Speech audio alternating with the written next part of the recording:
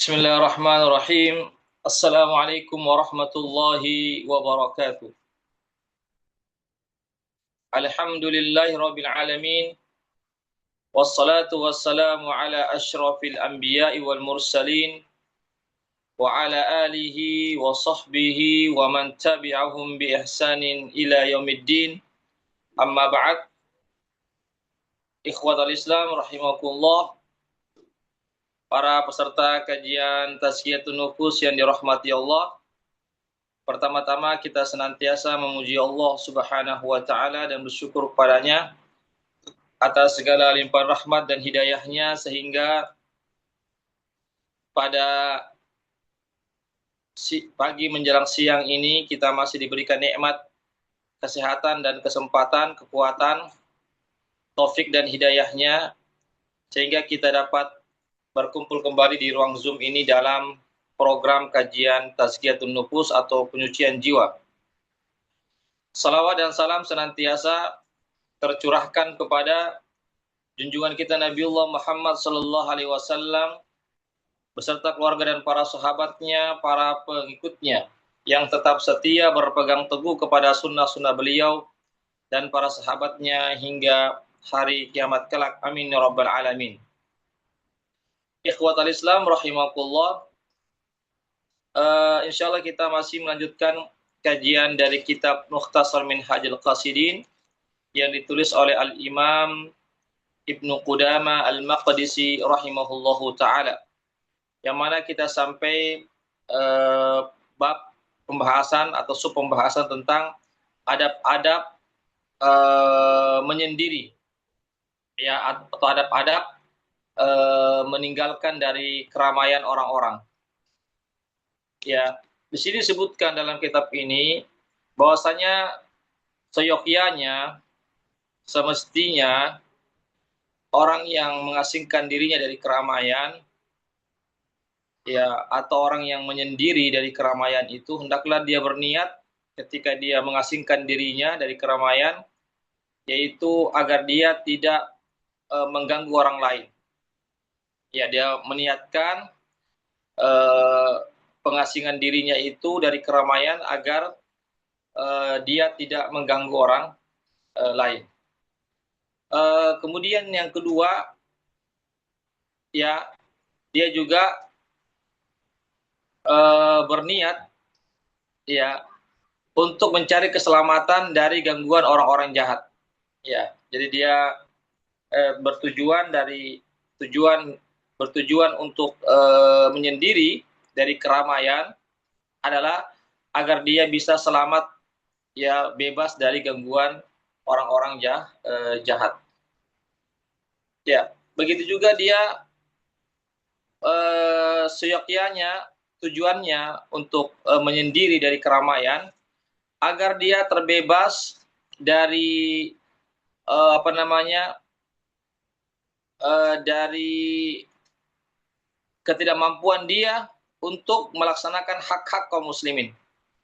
Ya, artinya boleh jadi kalau dia berinteraksi dengan kaum muslimin, ya, atau sering-sering dia berinteraksi dengan kaum muslimin, berbaur dengan orang-orang, boleh jadi dia tidak bisa melaksanakan hak-hak kaum muslimin.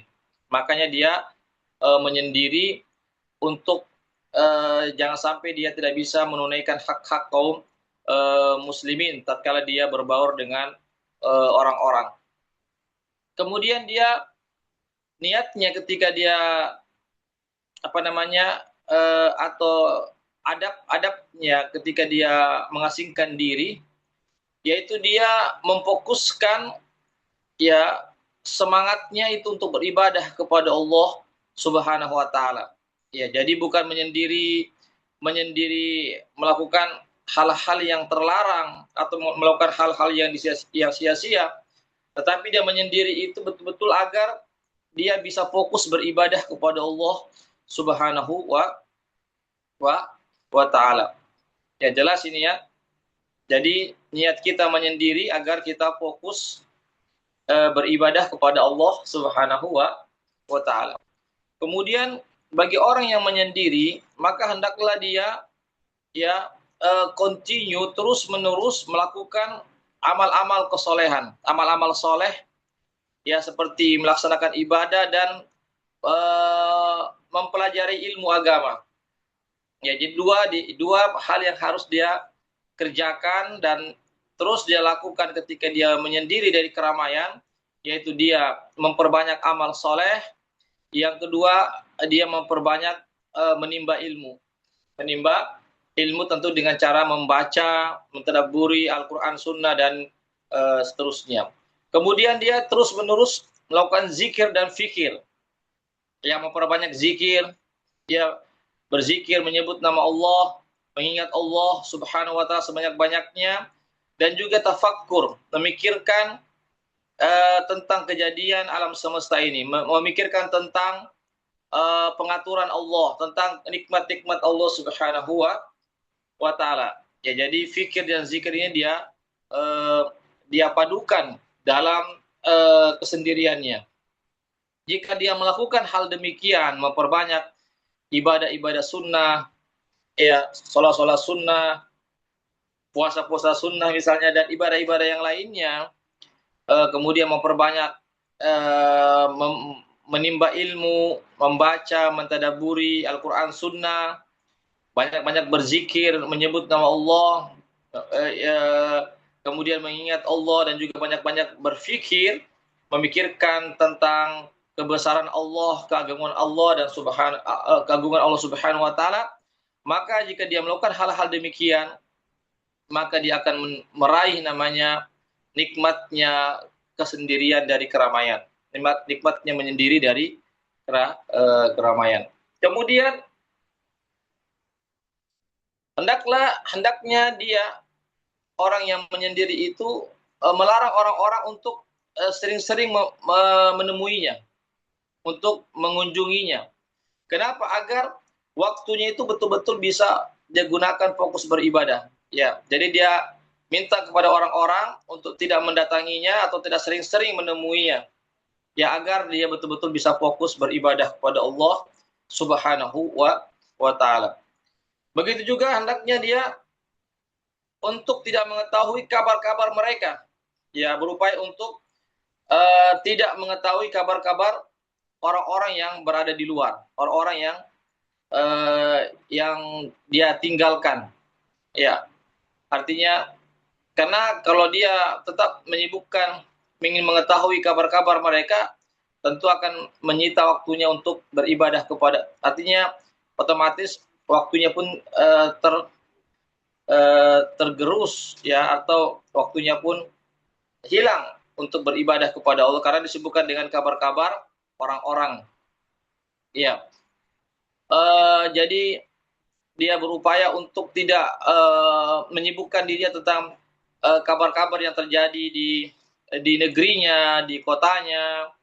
Ya, begitu juga apa-apa yang manusia sibukkan, dia tinggalkan berita-berita tersebut, ya, supaya dia lebih fokus beribadah kepada Allah Subhanahu wa Ta'ala. Ya, kita kan terkadang kita kurang beribadah itu karena boleh jadi karena kita terlalu sering menyibukkan diri mengetahui bagaimana keadaan orang-orang, bagaimana beritanya, bagaimana kejadian-kejadian yang terjadi pada orang-orang. Ya, itulah yang menyebabkan kita tersita waktu kita untuk beribadah kepada Allah Subhanahu wa Ta'ala. Karena kita banyak sekali yang kita sibuki, ya, banyak yang kita pikirkan tentang orang lain. Ya, karena menyibukkan, mendengarkan, ya, ingin mengetahui tentang kejadian-kejadian di negeri kita, di kota kita, di kampung kita, ingin mengetahui apa-apa yang disibukkan oleh manusia, ini akan tertanam dalam hati kita, sehingga inilah yang akan muncul dalam pikiran-pikiran kita khususnya ketika sholat. Ya, terkadang kan ketika kita sholat, terkadang kita memikirkan kejadian-kejadian yang terjadi di luar, ya, kita memikirkan tentang pekerjaan kita, tentang lingkungan kita, dan seterusnya. Itu kenapa? Karena kita sering selalu berinteraksi dengan orang-orang, kita selalu memikirkan tentang kehidupan mereka, berita-berita mereka, info-info tentang mereka, ya tentang keadaan daripada negeri kita, maka itulah yang akan menancap di pikiran kita, akan menancap di hati kita, dan itulah yang sulit kita tinggalkan, khususnya ketika kita khususnya tatkala kita khususnya tatkala kita sholat, itu yang terpikirkan. Karena apa? Karena sudah menancap di pikiran dan hati kita. Ya, ikhwatal Islam, a'azakumullah. Ya. Kemudian etika bagi atau adab-adab bagi orang yang mengasingkan diri dari keramaian, maka hendaklah dia merasa cukup dengan kehidupan yang sedikit. Ya, dengan nikmat yang sedikit. Ya, tentu kalau orang yang mengasingkan dirinya, ya tentu dia lebih banyak menyendiri dibandingkan berbaur dengan orang. Maka dia harus menjadi orang yang qanaah, merasa cukup dengan kesederhanaan, dengan nikmat yang sedikit itu dia harus merasa cukup. Ya. Kemudian yang berikutnya, ya, kalau dia tidak memiliki sifat qanaah terhadap rezeki yang cukup, rezeki yang sedikit, ya dia tidak menerima, maka ini akan menyebabkan dia meninggalkan dari kesendiriannya itu. Dia harus pun, ya karena dia merasa tidak cukup, maka dia pun harus berbaur dengan orang-orang, berinteraksi, bekerja, dan seterusnya. Ya, maka dia pun harus meninggalkan kesendirian itu. Ya, jadi sekali lagi sifat atau keadaan menyendiri dari keramaian ini jangan sampai kita meninggalkan hal-hal yang bersifat wajib. Misalnya sebagai seorang suami, jangan sampai dia tidak bekerja untuk mencari nafkah. Padahal mencari nafkah itu wajib, karena dia sebagai kepala keluarga membiayai hidup istri dan anak-anaknya, maka dia harus berkewajiban untuk berbaur dengan orang-orang. Ya. Jadi jika dia sudah selesai menyelesaikan hal-hal yang bersifat wajib atas dirinya, seperti mencari nafkah, maka ya dia silahkan dia melakukan mencari kesendirian, atau melakukan uzlah, atau menyibukkan dengan tidak berbaur dengan orang-orang, tapi tentu setelah seseorang itu telah menyelesaikan kewajibannya. Ini yang harus kita yang harus kita pahami. Jangan sampai kita melakukan perkara-perkara yang wajib yang kita tinggalkan. Ya, ini yang harus bisa dipahami, ya. Kemudian hendaklah orang yang beruzlah ini, menyendiri ini, hendaknya dia menjadi orang yang bersabar terhadap apa yang dia dapatkan dari gangguan-gangguan orang. Ya, tentu orang yang beruzlah ini, meskipun dia beruzlah menyendiri dari keramaian, pasti ada namanya cibiran-cibiran, ada namanya celaan-celaan. Oh, kenapa dia menyendiri? Kenapa dia tidak berbaur dengan orang-orang? Kenapa dia suka menyendiri? Dia tidak mau berkumpul dengan orang-orang. Ya, ini harus dia miliki kesabaran. Ya, karena begitulah setiap kebaikan apa saja yang kita lakukan, pasti ada saja orang-orang yang tidak suka. Ya, ya, jadi ada namanya setan yang menggoda, makanya harus ada kesabaran di sini. Ya, harus ada kesabaran. Ya, kemudian juga dia janganlah dia mendengarkan orang-orang yang memuji dirinya. Tatkala dia berbuat tatkala dia menyendiri, ya maka dia jangan juga artinya mendengarkan pujian-pujian orang. Ya, jadi dia sama saja di hadapannya orang-orang menyindir dia, mencela dia ketika dia menyendiri, atau orang-orang memuji dia ketika mendiri, atau orang-orang mencela dia tatkala dia tidak menyendiri, ya, atau tatkala dia menyendiri orang mencela dia, ya, maka itu semua dia harus posisikan yang sama. Artinya tidak ada Ketika dia dipuji dia tidak bangga diri, ya, dia tidak riya. Namun ketika orang mencelanya kenapa dia tidak berbaur dengan orang lain, maka dia pun tidak merasa rendah diri, tidak merasa pesimis, ya, dan dia harus bersabar. Ikhwatal Islam, a'azakumullah. Kenapa? Karena kalau kita artinya mau melihat apa yang manusia nilai, maka kita akan berhenti beribadah kepada Allah. Ya, karena apa? Karena itu yang kita sibukkan. Ya, nanti kita mau beribadah kalau orang-orang itu memuji kita. Nanti kita bisa bersemangat beribadah kalau orang-orang memuji kita. Ini adalah perbuatan yang salah. Ya, atau kita pun berhenti beribadah, berhenti melakukan kebaikan jika orang-orang itu mencela kita, ya, mencela kita, tidak suka dengan perbuatan kita, akhirnya kita pun meninggalkan perbuatan kebaikan itu. Ini adalah perbuatan yang salah. Jadi di hadapan kita adalah sama. Orang mencela atau tidak mencela, orang memuji atau tidak memuji, selama itu kita yakin adalah kebaikan, ya, dan tentu artinya berdasarkan sunnah Al-Quran dan sunnah, ya, tidak bertentangan, maka jalan terus, laksanakan, jangan kita mundur, jangan kita pesimis, jangan kita merasa rendah diri, tetapi kita terus tawakal Allah. Selama itu kebaikan maka kita jalankan, apapun keadaan orang-orang memuji ataupun tidak, mencela ataupun tidak, tetap kita terus mengikhlaskan ibadah kita kepada Allah Subhanahu wa taala. Kemudian hendaklah orang yang melakukan mengasingkan diri ini, hendaklah juga dia ada waktu-waktu meskipun tidak banyak, hendaklah dia punya teman-teman yang soleh untuk dia istirahat, ya, berbaur dengan orang-orang yang soleh, ya, karena begitulah juga namanya manusia, ada namanya lelah dalam beribadah, ingin istirahat, ingin barangkali juga berkomunikasi dengan orang lain, ya, tentu dengan bukan dengan durasi waktu yang cukup lama, yang hanya sebentar saja untuk menghilangkan kepenatan, keletihan, tapi hendaklah kita mencari teman yang soleh, yang kita bisa berkomunikasi dengannya. Kemudian bahwasanya kesabaran itu tidak akan bisa diraih bagi orang yang menyendiri dari keramaian kecuali dia memotong ketamakan terhadap dunia.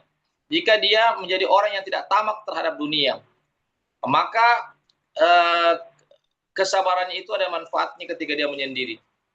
Tetapi selama dia masih ada cinta dunia, ya, obsesi terhadap dunia begitu tinggi, mau ini, mau itu, mau beli ini, mau beli itu, mau punya ini, mau punya itu, maka kesabaran untuk menyendiri dari keramaian itu pun tidak terwujud. Jadi harus kita patahkan atau kita hanguskan ketamakan itu terhadap dunia. Kecintaan terhadap dunia itu harus kita hanguskan. Ya. Kemudian tidak mungkin ketamakan terhadap dunia itu kita bisa potong, kita bisa hanguskan kecuali dengan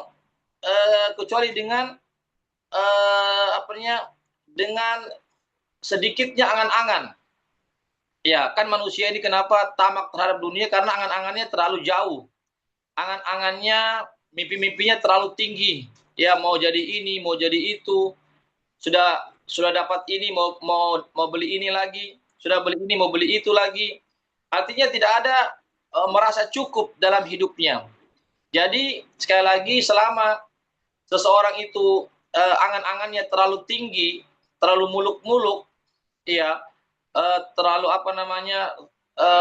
keinginannya, mimpinya terlalu tinggi, maka dia akan sulit untuk memusnahkan ketamakannya terhadap dunia. Ya, ketamakan terhadap dunia itu muncul karena angan-angan terlalu tinggi.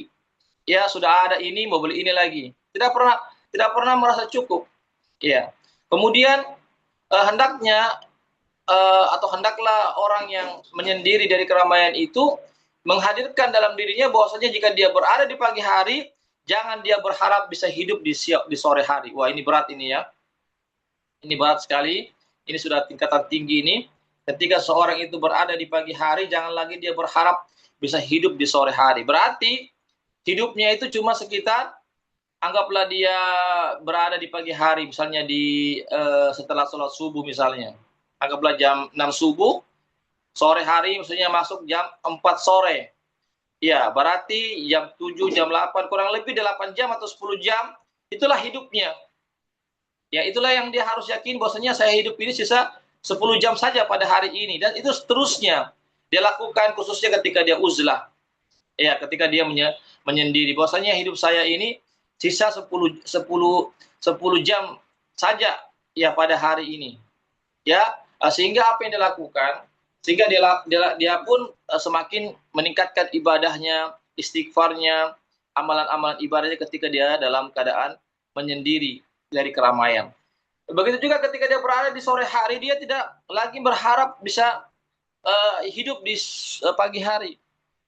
Ya sama, kurang lebih anggaplah di pada sore hari jam 4 sore setelah sholat asar, dan dia menyadari bahwasanya dia belum tentu bisa hidup lagi di pagi harinya, yaitu setelah sholat subuh.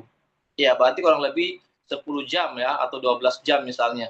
Berarti hidupnya itu dia yakini atau dia prediksikan bahwasanya hidup saya itu kemungkinan hanya 10 jam saja. Setelah itu saya akan kembali kepada Allah untuk selama-lamanya. Ini yang harus disadari. Sebenarnya ini bukan saja bagi orang yang uzlah, tetapi ini bersifat umum ya.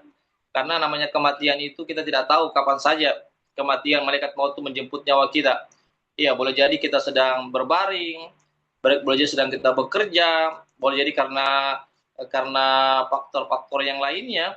Allah alam bisawab, hanya Allah yang lebih tahu kapan kita akan kembali kepada Allah Subhanahu wa taala, apa sebabnya, di mana, kapan terjadinya itu kematian, itu hanya Allah Subhanahu wa taala. Ya.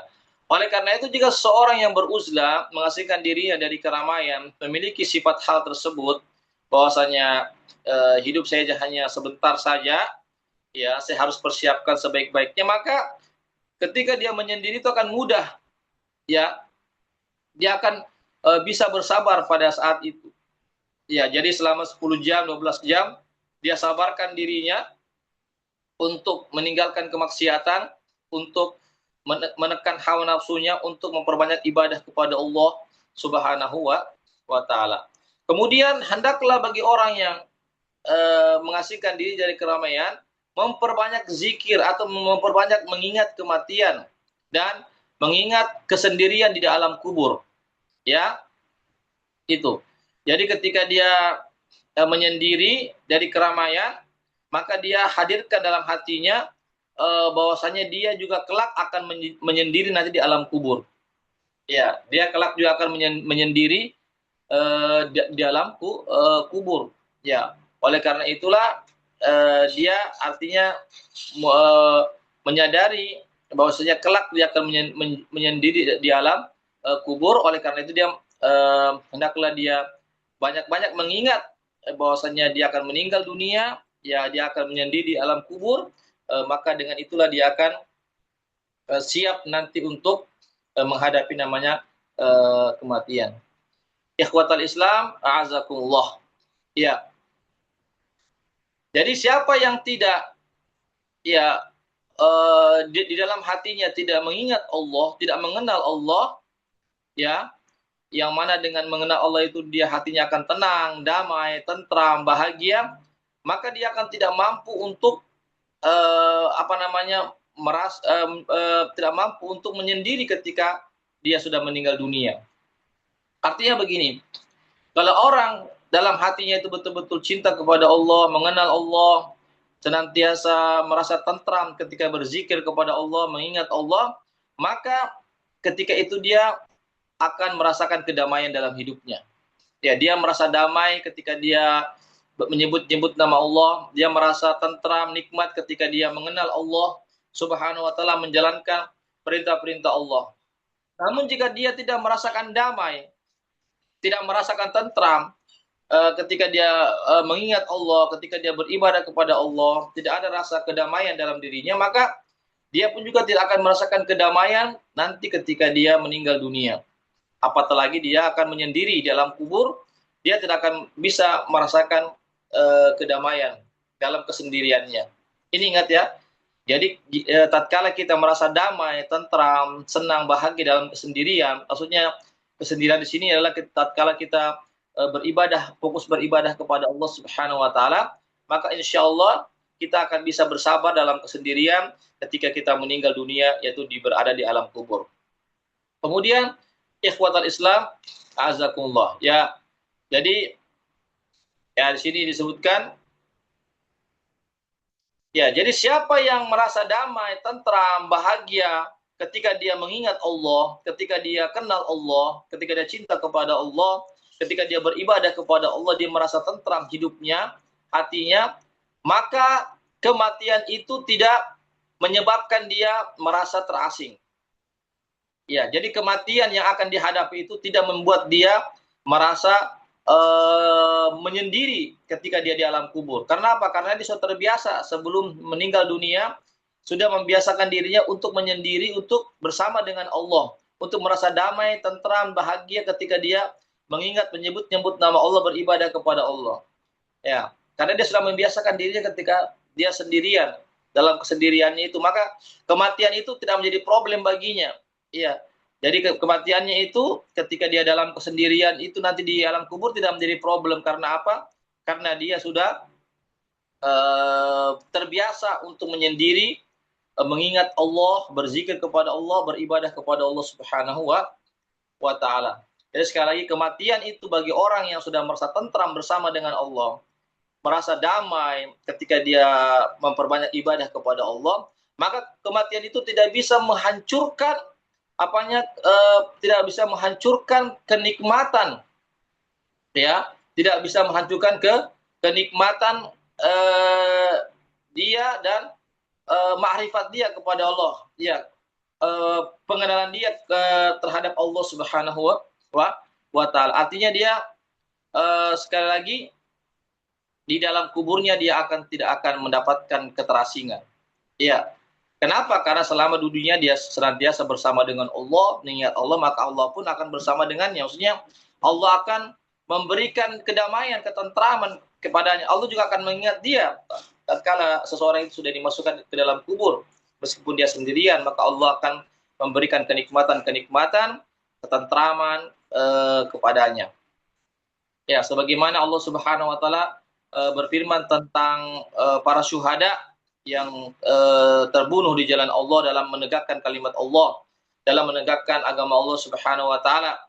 Ya, apa kata Allah dalam Al-Qur'an dalam surah Ali Imran ayat 169, bal ahya'un 'inda rabbihim yurzaqun.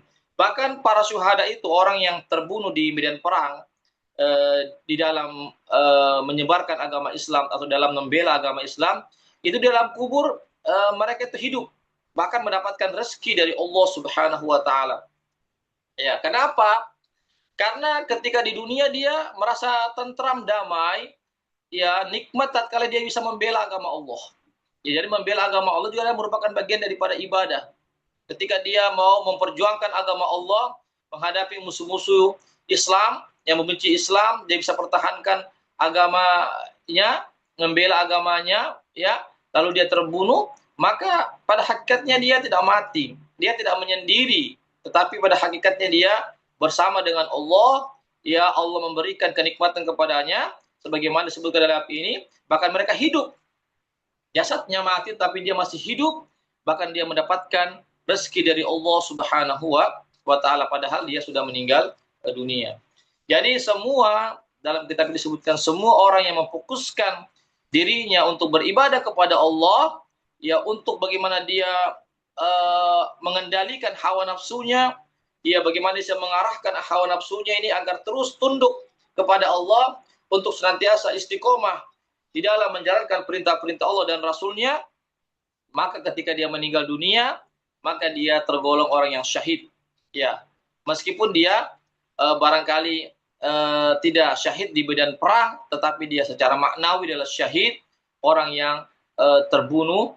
Karena apa? Karena dia juga memerangi hawa nafsunya, bisa mengendalikan hawa nafsunya sehingga hawa nafsunya tunduk untuk beribadah kepada Allah Subhanahu wa taala. Ini ikhwatul Islam, azakumullah. Ya, jadi sekali lagi semoga kita ya khususnya orang yang lebih memilih menyendiri atau mengurangi berinteraksi dengan orang-orang, ya maka hendaklah memperhatikan adab-adab yang kami sebutkan tadi, etika-etikanya, apa-apa yang mesti dilakukan, sebagaimana yang tertera dalam kitab ini. Demikian apa yang bisa kami sampaikan terkait tentang adab-adab bagi orang yang menyendiri dari keramaian. Semoga ada manfaatnya, semoga bisa dipahami. Sebelum saya tutup, kalau ada yang mau bertanya, dipersilahkan. Ada yang bertanya, dipersilahkan. Kalau tidak ada, kita cukupkan sampai di sini saya dulu. Ya, semoga ada manfaatnya bagi kita semuanya. Barakallahu fikum. Kami ucapkan jazakumullahu khairan katsira pada para peserta yang sudah hadir dalam kegiatan rutin kita Tazkiyatun Nufus. Demikianlah kami tutup dengan baca doa penutup majelis. Subhanakallahumma wa bihamdik asyhadu an la ilaha illa anta astaghfiruka wa atubu ilaik. Wassalamualaikum warahmatullahi wabarakatuh.